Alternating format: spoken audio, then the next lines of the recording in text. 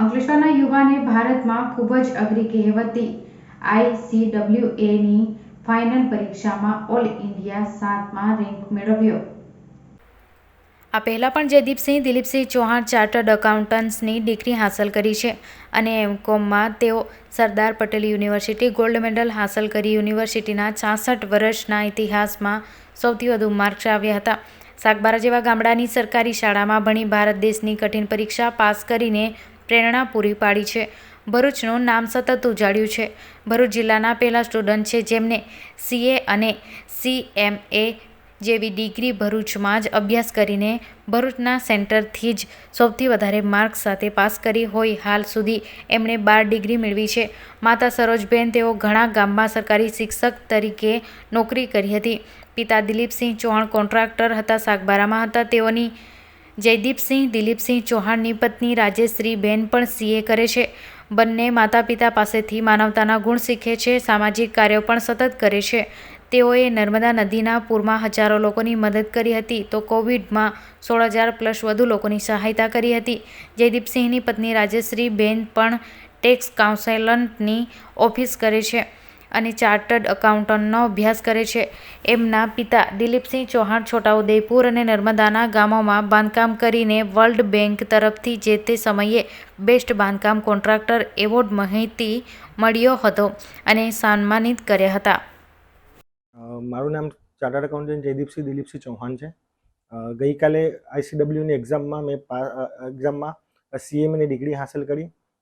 એની પહેલાં મારો all India rank આવી ચૂક્યો હતો અને આ જે પાસ થયા એની પહેલાં શું હતું કે મારું સ્કૂલિંગ સાગબારા કરીને ગામ છે, અહીંથી એકદમ અંતરિયાળ ગામડાઓમાં, ત્યાં મારું સ્કૂલિંગ હતું। 2002માં મારા માતા પિતા અમારા પોતાના બેટર એજ્યુકેશન માટે ત્યાંથી અમે અંકલેશ્વર શિફ્ટ થયા હતા।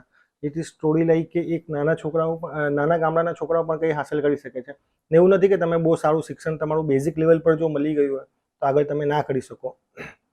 મારા પોતાના BCom MS યુનિવર્સિટીમાં KT સાથે મેં BCom પાસ કર્યું હતું। એના બાદ મેં CA જોઈન કર્યું હતું અને CA જોઈન બી એટલા માટે કર્યું કે મને બીજે MBAમાં એડમિશન નહોતું મળતું, બટ એના પછી મારું through out CPT IPCC pass થયો હતો। એના બાદ મારું MCOMમાં ગોલ્ડ મેડલ હતો, SP યુનિવર્સિટીમાં ઓલ ટાઈમ હાઈએસ્ટ માર્ક્સ હતા। CMAની એક્ઝામમાં ઓલ ઇન્ડિયા 7th રેન્ક આવ્યો હતો મારો અને એક સાથે જે પણ જેટલા કોર્સિસ થઈ શકે BComમાં એવા મેં LLB ઇન્ક્લુડિંગ BCom એવા મારા 11થી વધુ મારી જોડે ડિગ્રીઓ છે અને એનો પૂરેપૂરો શ્રેય મારા માતા પિતા અને મારા પરિવારજનોને જાય છે। કેમ કે જ્યારે એક હર્યું ભર્યું ઘર અમારું સાગબારામાં હતું એને છોડીને મારા માતા શિક્ષિકા તરીકે અહીંયા શિફ્ટ થયા અંકલેશ્વરમાં।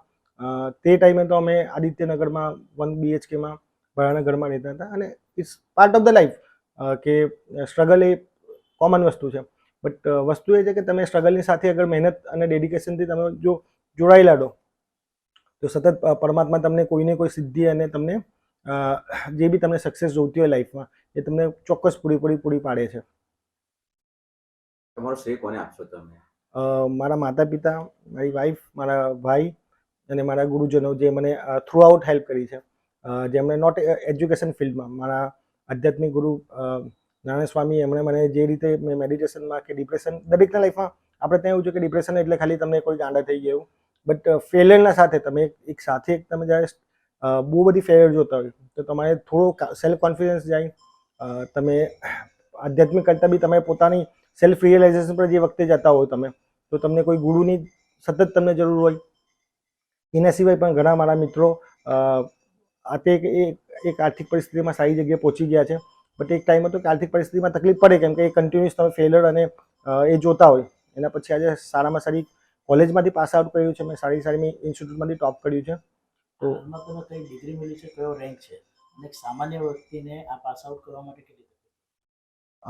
મેં અત્યારે મારી જોડે ટોટલ 11 ડિગ્રી છે, એમાં ઇન્ક્લુડિંગ CA અને મારો ગઈકાલે કોસ્ટ મેનેજમેન્ટ એકાઉન્ટિંગમાં ફાઇનલની ડિગ્રી આવી મારી, એમાં મારો 7th રેન્ક હતો CMA ઇન્ટર પર અને એ રિઝલ્ટ એવું છે કે 2%, 3%થી લઈને વેરી થઈને 10% વચ્ચે આવતો હોય કે 300 છોકરાઓ જો અગર એક્ઝામ આપી છે તો એમાંથી એક છોકરો છે જે પાસ આઉટ થઈ શકે છે। તો તમારું વાય પર્સન્ટેજ ત્યાં રિઝલ્ટ બહુ ઓછું છે, ગવર્મેન્ટને જે રીતે જરૂર હોય તે પ્રમાણે CMA પાસ આઉટ કરતા હોય છે અને ભરૂચ જેવા સેન્ટરમાં શું છે કે હવે ઓનલાઈન હમણાં આવ્યા, એને પહેલાં કોચિંગની તકલીફ હતી। મેં ફર્સ્ટ સ્ટુડન્ટ હતો જે ભરૂચ સેન્ટરમાંથી જ CA અને CMAની ડિગ્રી લીધી હતી, બટ તમારે થોડું તો મહેનત કરવી પડશે કે લાઈક કોઈ કહેશે 15, 16, 17 કલાક. પણ જ્યારે તમે વસ્તુને તમે પ્રેમથી માંગતા હોય કે વસ્તુ તમે કરવી છે, તો it is part of the life કે તમે 17-18 કલાક તમને બહુ તકલીફ ના લાગે કે વાંચવાનું છે. કેમ કે ઓલ ઓવર તમે જોશો તો બધાને કરવું જ પડે છે કામ. તમે એક પત્રકાર હોય, એક શિક્ષક હોય, બધા જ કામ કરે છે. તો વિદ્યાર્થી એટલું છે કે ખાલી એ 10 વસ્તુમાંથી એક જગ્યાએ ફોકસ લાવવું છે. અને એક મેડિટેટિવ પ્રોસેસ છે કે ભાઈ જે રીતે પરમાત્માની પ્રાપ્તિ માટે તમે એક જ વ્યક્તિ પર ધ્યાન કેન્દ્રિત કરો. તો તમે એજ્યુકેશનમાં બી એવું છે કે મા સરસ્વતીની સાધનામાં તમારે સતત પોતાના વિચારોને સાઈડ પર હટાવીને આર્થિક પરિસ્થિતિઓ પણ તમારી કેટલીક વસ્તુમાં તમને નિરાશ કરે છે કે એ સ્ટાર્ટિંગમાં તમારી એટલી ઇન્કમ ના હોય.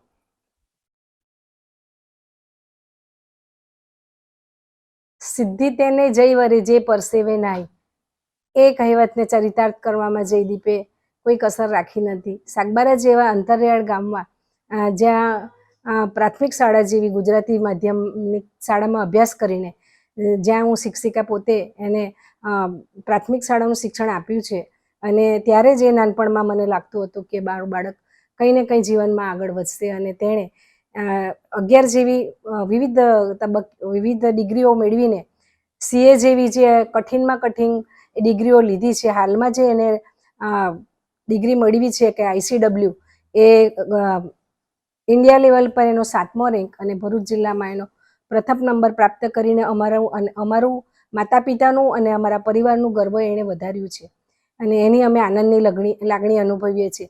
જયદીપે જે પોતાનું નામ છે જય, એણે 11 ડિગ્રીઓ મેળવીને એનું નામ જય અને દીપ એટલે મારા ઘરનો દીવો ઝળહળતો કરીને અમને ખૂબ મોટું અમને ગર્વ અપાવ્યું છે. એની અમે આનંદની લાગણી અનુભવીએ છીએ. Thank you.